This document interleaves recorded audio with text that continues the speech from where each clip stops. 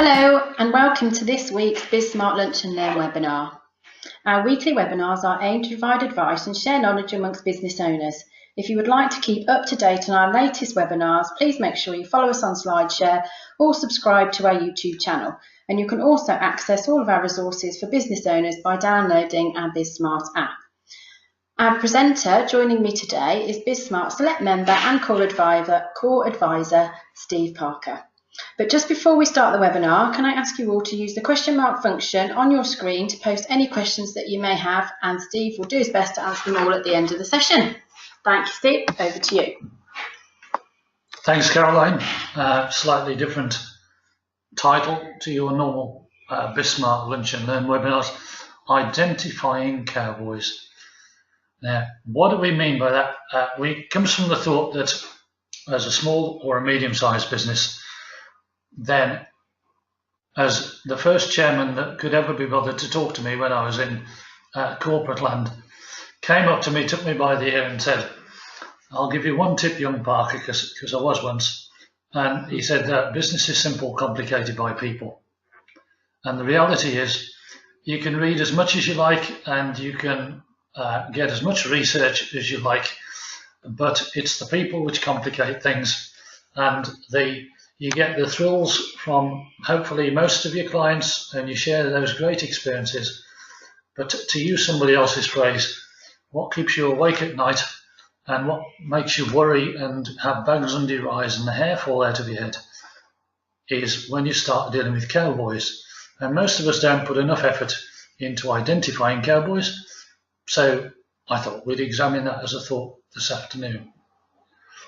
We're going to explore how you use some of the senses that you know you've got and some of the senses you are beginning to realize that you actually have, so that it's not an entirely foolproof method, but it enables you to work with less cowboys, and therefore it takes the stress and the hassle out of your world, because ultimately you're a business owner, you're a business person, you're not working for somebody else, because it gives you that exhilarating freedom to do what you want, when you want, and hopefully make enough money to keep you doing it. So don't let cowboys into your world. But it's a little bit easy, isn't it? You just use those well-tried and trusted senses to do it, and one of them that springs in first of all is sight. We can all tell just by looking at somebody who's the cowboy, can't we? Well, not really, because people change their photos these days. They create different impressions on their website, on their LinkedIn profile, on their Facebook profile. And it was entirely current and relevant because, no, I'm not a cowboy, but I was involved in a project, I am involved in a project at the moment, where they wanted a picture of me. Well, I struggle with pictures of me because they've never been a selling point for anything I've ever done. And they said that the picture of me wasn't good enough to go in this particular publication. And I've gone along with it, and I've gone and had this professionally photographed headshot. Well, either when I get to meet these people, when I get to meet clients, they're either going to say, "I don't recognize you because it's nothing like your photo," or "Blimey, you should have made an effort because you obviously did when you had the headshot done." So we can't just rely on the people we see. And then we start to develop as business owners a level of, well, I'll look at them closely and I'll do that. Well, the Cowboys bit, here's your starter for 10 on here. Playing along with it, and you can come back to it and you can look at it on the BizSmart app if you want, and the clinics later on. Let's have a look at this slide here. And what a surprise, because this isn't just thrown together. We've got two cowboys in the image. Now, have a look at it. Is the guy on the left the good guy or the bad guy? Is the guy on the right threatening the bloke on the left and he's being told off? You know, hang on a minute, let's look at his body language. They both got guns. Oh, blimey, that makes it a bit tricky. They both got jodhpurs on. They both got hats on. Can we just tell? Let's have a look. Yeah, not quite sure. Now, Caroline's playing along with this because towards the end of the presentation, she's going to give me her version of who she thinks the cowboy, the good guy, the bad guy is. But it gets a little bit complicated. Hang on. We go to all these meetings and there's more than one person. So how do I guess it? So rather than make it easier, let's make it a bit more complicated, shall we? No, hang on a minute. So now we've got 3 people and we've got to decide, maybe we want to deal with those. Do we want to deal with any of them? The guy on the right, he's looking a bit. Now, is he the nervous one because he's trying to bluff that he's the guy with the, pardon the expression, the biggest guns or not? A man in the middle suddenly gone from being aggressive and pointing his finger and being the, what could have been the sheriff before, to, well, he's now looking a bit defensive because we've all read the books, haven't we? Actually, no, I've never read a book in my life on business, but we're looking at body language and looking at, now, the guy on the, who was previously on the right, he's standing some distance around, so you could interpret that the 2 guys on the right are now trying to round up the man on the left. It's visual. Our brains are looking at, now they're looking at each one and thinking, which one of these? Well, in your business world, it's a bit more tricky than that, because if that wasn't tricky enough, because people don't dress like cowboys, they don't generally have an aura of being a cowboy about them.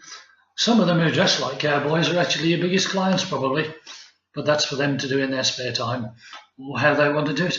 There's no uniform in businesses nowadays, so which one's which? It's all terribly complicated. How on earth are we going to solve it through?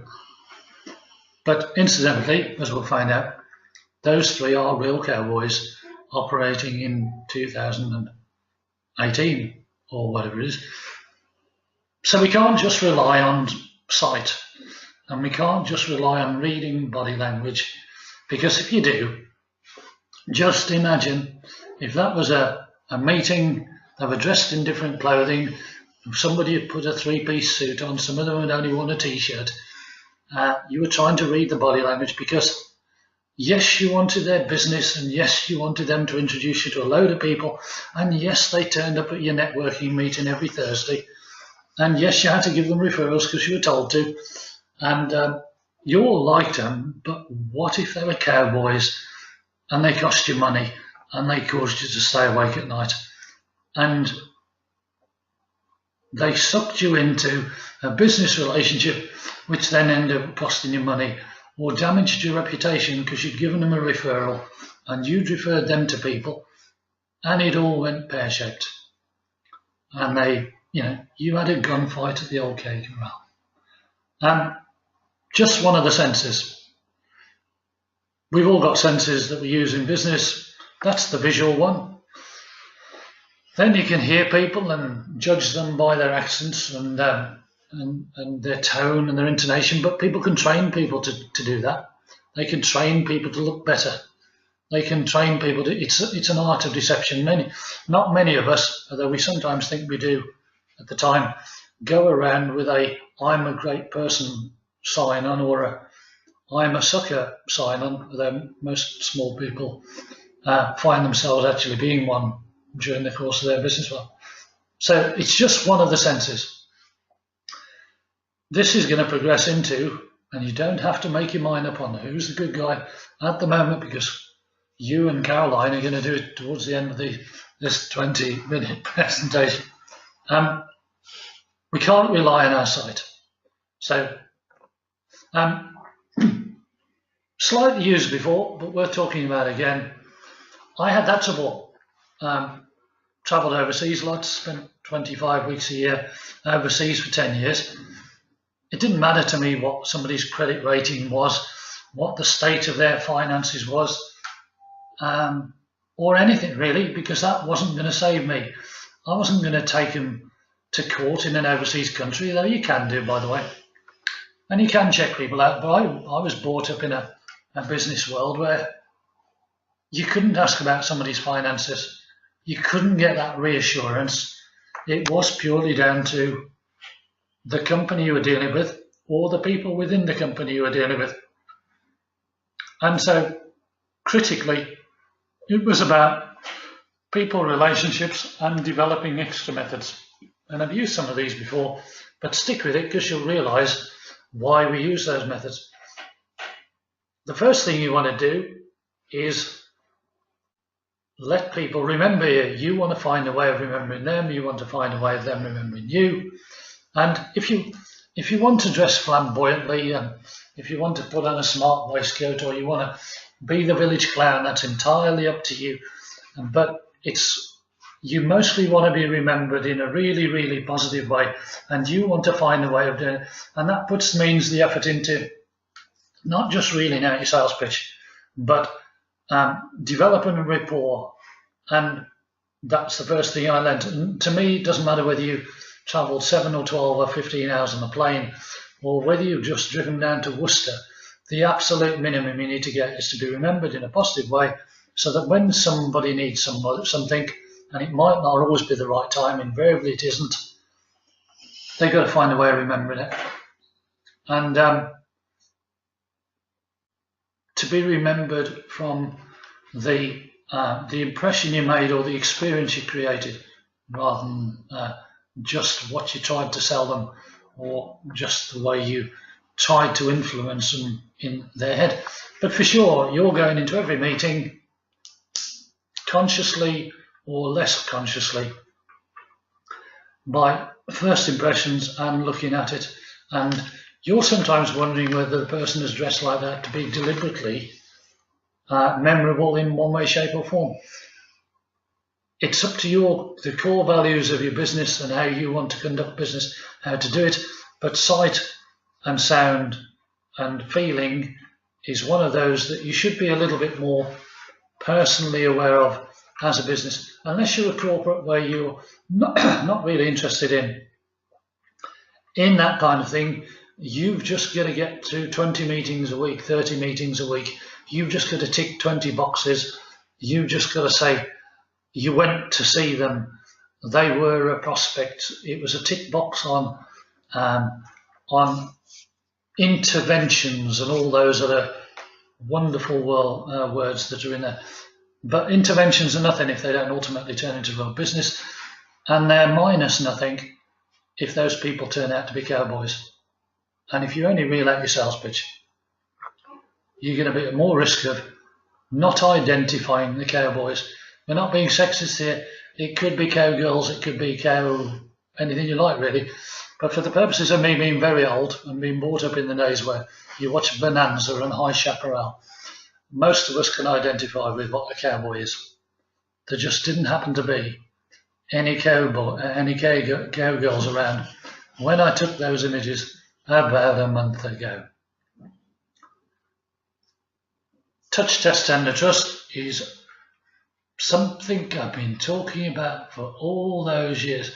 If you're just relying on visuals, we'll find out later whether you're really good at it and whether you could put all of your business relationships and the basis on which you do business purely on just using one of those senses. Just by looking at, like Caroline today, and thinking, I've got an impression of Caroline today. Do I want to rely on that, or do we need to use something a little bit better? Because maybe they looked at maybe she'll look a completely different the next time I see her. Maybe she'll think, oh, I'll catch that Steve Parker out. I'm going to show him a side that I didn't need to, because that's what we do. We think, we work out what impression we're going to make. When I used to do business in the Far East, they go into different colours meaning different things. So you could play along with that to some extent. You knew if it was a really important meeting and you wanted to be really, really positive, you might put a red shirt on because that would create the aura. But it was only an appearance, and it didn't always work. And sometimes you forgot and you put black on it, and then you realise the atmosphere changed. Hence the touching people, the Middle East method that I use in the UK now, because Don't just rely on your appearances. Don't just rely on your first impressions. Don't think it's too much trouble to see somebody more than once, because I respectfully don't think you're qualified to just put a huge amount of strategic value on just visuals.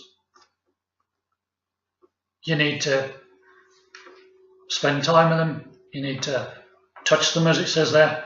You need to touch them remotely by the emails you send, or the Skypes that you do, or the WhatsApp ones that you do, and all those other methods of communication. You need to touch them by checking into their social media posts and commenting and doing all that nice thing.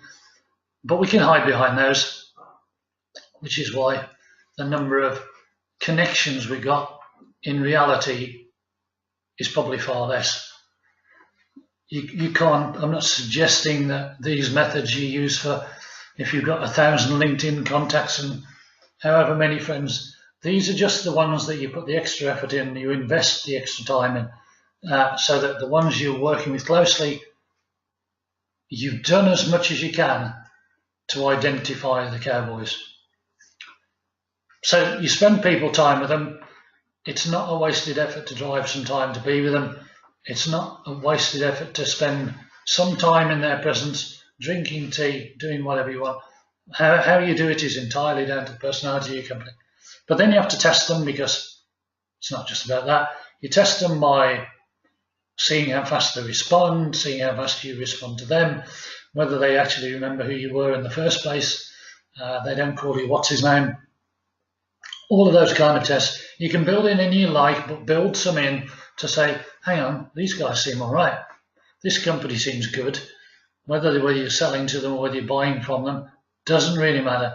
You put in tests between the two to develop the relationship, to find out whether they're going to perform and whether actually you shouldn't have referred them to people, and whether that target that we all get excited about that's going to create us a load of business is actually worth doing, because the profile's all right and you can do all those other things, and you can check, oh, they're big enough, they can spend enough, they've got the disposable income, they're in my sector. But what if they're not going to, you want them to respond to you. You actually don't care how they respond to anybody else. You can't afford to be worried about what they do with anybody else. You want them to place those orders. You want them to supply that product. You want them to pay you.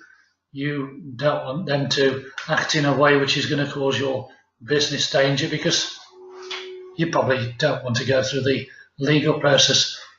If you do, or if you do, it's at a last resort. And actually, you put a whole lot of effort into getting to know. The tender bit is when you get into bigger stuff, and you'll be able to sleep much better at night by not just having identified which one's the cowboy, but by having got to understand them. You've got in their head, they've got in your head. And now you're going to get into bigger business. You're going to put it in your figures. You're going to budget for it. You're going to work out margins for it, all of which are complete and utter nonsense if they don't turn into reality. Now, put your fingers in the air and imagine that you're going to get that business.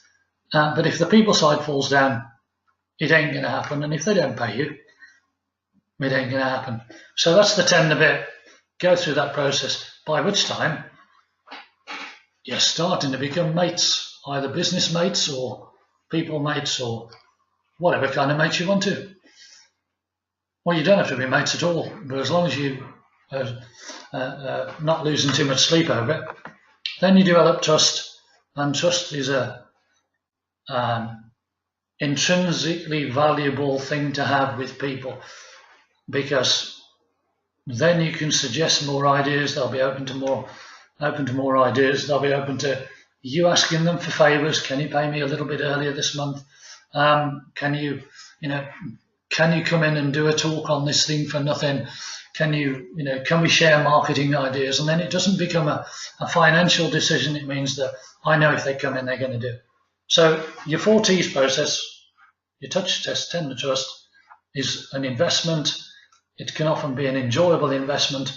And if at any of those stages you start to get cowboy images in your head, then they're not worth dealing with, because imagine the amount of business you have to do to compensate for the stress factor, for the relationship bit, for the people paying you too slowly, for the people not sending those orders through at the right time, for the amount of overtime unpaid that you're going to be giving yourself. It's not worth it. And if it's a one-way thing and it's not working, then don't do it, because you only need 1 or 2 people to do that. Then apart from the actual time that you're working with them, it's all the time that you're having to think about what you should say, and whether you should get in touch with them, and how you approach that difficult issue, and the effect they're having on the staff when they walk in, and the fact that they're not promoting you rightly. It's not worth it. Don't do it. Use it as a test, and no amount of reassurance from anything you read in paper is going to help you to sleep, or to not develop bags under your eyes, or for your hair to fall out. Even Caroline's hair will fall out with some of these people. So use those tests. It makes you feel better. Identify the Cowboys. Think about these phrases. Again, I've used them before. You're developing the relationship. You're creating the experience, because you probably can't at the start realise conclusively from appearances and from the first cup of tea whether you're actually going to want to do it. For sure, the first 15, 20 minutes is fine, the first hour is fine, but then you're driving home, or you're driving on to your next one, and things occur to you that you hadn't thought of asking, or maybe they acted in a slightly different way, or they said they were entirely it was entirely your meeting, but they did take 2 phone calls, and they did think somebody else was more important because they let them in the office. And is that the kind of relationship you want? And no matter how much you've perfected your sales pitch and what you look like yourself, will they remember the words that you said, or is there an experience they can tap onto that you remember? So you put the effort into the experience, and then the relationship bit. Did everybody in the meeting, the 2 parties, if you like, feel the need of all the time to be talking non-stop? Well, we're doing a bit of that on this webinar, because otherwise that doesn't sound very good.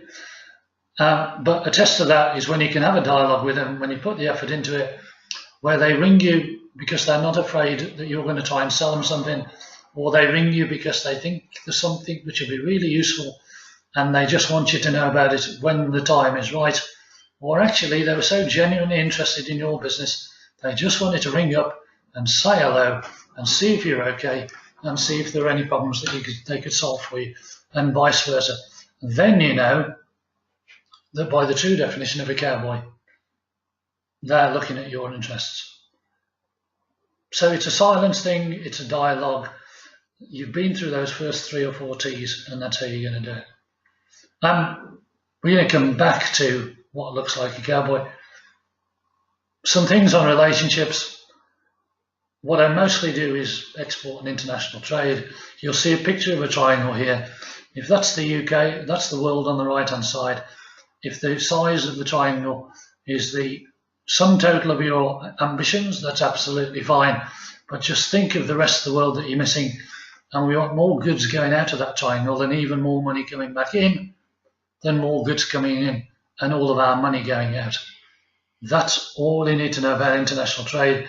If you think dealing with foreign people is tricky, cultures, languages, getting paid, being too far away, you couldn't trust anybody from that far away. Yes, you can. There's ways of doing it. You can get new products into overseas markets faster than you can get them into the UK, and a small percentage of an overseas market, or part of an overseas market, can completely change your business, and it's worth doing. I was with somebody this morning who's now selling to 21 states in America. He didn't think he'd ever sell into America, and now his attitude has changed to, I've got 21, there's another 20 something to go, and let's go for it, and fundamentally change their business. So exporting doesn't have to be complicated. You can find out whether you're going to succeed fairly early in the process, so it's not a major investment. And anything to do with export and international trade, have a look.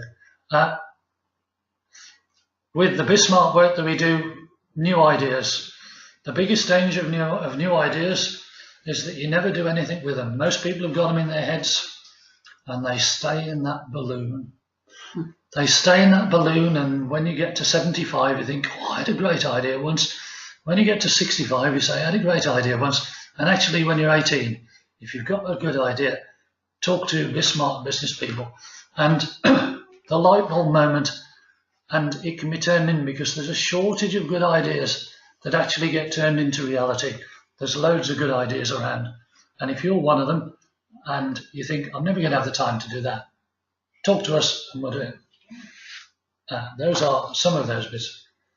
Right, that's some of my background. You can catch up on that with the BizSmart slides later. You can see the profile on the BizSmart website and on the nifty app that is on your phone. And if it isn't, you should be, because it's free information shared by me and my colleagues in BizSmart. Select members to do it. Those are some of the people. That's some of my world, 2 golf-based organisations, some mentoring, some BizSmart, some Black Country Radio every Friday, where you can get tips and you can be inspired by some of the people who are enthusiastic about things, respectfully, that you never imagined you could be enthusiastic about. And they're all equally valid, and we like them all. And sometimes on the shows on Friday afternoons, we do some really, really serious issues. Sometimes we do some community issues, like the Chief Superintendent of West Midlands Police, who's on this Friday. So you can learn about some things that you're doing there. Why don't I see any policemen these days? Why is the police station closing down? All the useful things like that.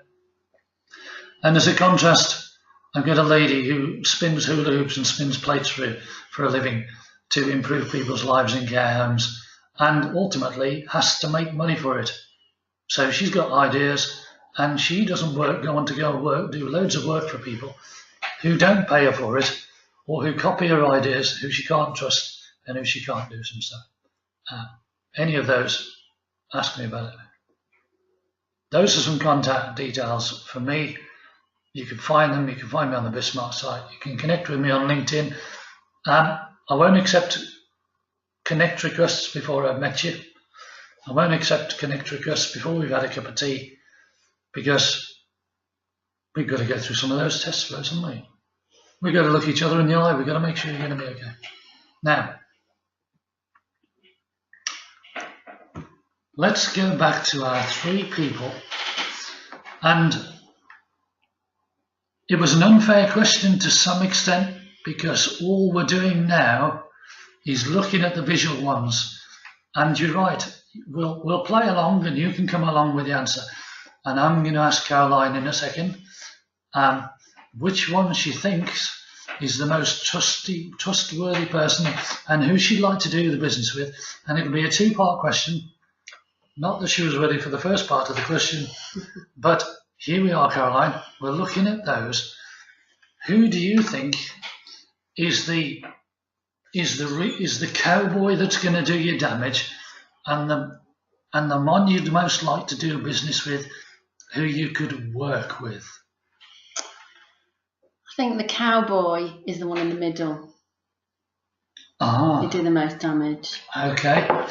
Who would you most like to be working with and you do business with? The one with the big gun. 'Cause it's scary. Man with the big gun. Scary. You'd have to do business with him, wouldn't you, if you come into the networking with that? Come in with the biggest gun. You could do something. How about the guy on the right then? You haven't talked about the guy on the furthest on the right. I think he's a bit shifty because he's hiding his face. So you don't think he's the... If we follow your analogy, then the man on the left, with the biggest gun, you think you're going to be safer by him and you'd have a cup of tea with him, and you think he's going to look after you. Not least because, innuendo aside, he's got the biggest gun. But the guy on the right now, is he the sheriff's assistant, or is he accomplished to the man in the middle? If you think the man in the middle is the one, what do you think? Play along at home if you're listening. Get your family round to decide on this purely. Just remember, it's just one of the senses that you have. That stance too confident, isn't it? See, possibly. Go on then, So you've had your first cup of tea, and you're probably not going to use, on your basis, you're probably not going to see the man in the middle for another cup of tea, because you think, well, he's made an effort, he's very smart. He's tried to convince me with his body language that he's okay, but I don't think he is. And you probably have another cup of tea with the man on the left with the biggest gun. Yeah. And as you're driving at home, would you think about, because the bloke on the far right, he made some really good comments, he had the patter, he joined in. Couldn't look you in the face though, look, he's got his hat covering him, so he's got something to hide. So you probably, if you're really busy, you'd only see the man on the left next again, wouldn't you? Yeah. Because life's not worthwhile, is it? Yeah. That's good, because the reality is the two on the right, the one in the middle is the man who decided it was a good idea to rob people and to raid the bank, Wells Fargo behind, and to crack it. But he was the man who ran effectively the company. He didn't want to do a lot of the dirty work. He only turned up because there was the guy on the right who was the bloke who he was sending out to be the public face of his business to do the actual hard work for him, to mug people while smiling nicely and appearing to be a bit of a man who didn't have the nerve to go through it.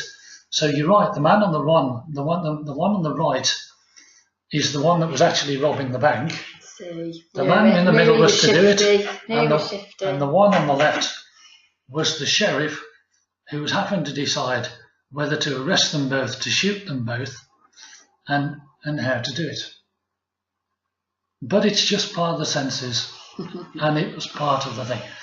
But if you only go in as a summary, if you only go to meetings with the devout intent, and that's what it told you about in corporate land, you've got to go into your pitch, you've got to get your product stuff out, you've got to sell. Your targets will fire you, no pun intended, if you don't get your targets. In a small and medium business, which is a BizSmart client base, you don't have to do that. You can put a little bit of effort into deciding who's the sheriff, who's the cowboy that's in charge, and who's the one that you need to be a bit worried about because he's giving off different body language, but he's actually the one that's going to take the money out of your pocket by pretending he's harmless. Identifying Indians. Brilliant. Thank you so much, Steve, for presenting today's webinar. I will send out a copy of the presentation with Steve's contact details, so please contact him direct if you'd wish to discuss this presentation any further. But just before we close, a quick reminder, if you would like to keep up to date on our latest webinars, please make sure you follow us on SlideShare or subscribe to our YouTube channel. You can also access all of our resources for business owners by downloading the BizSmart app. That's the end of today's webinar. Thank you all for joining us, and we hope we see you again soon.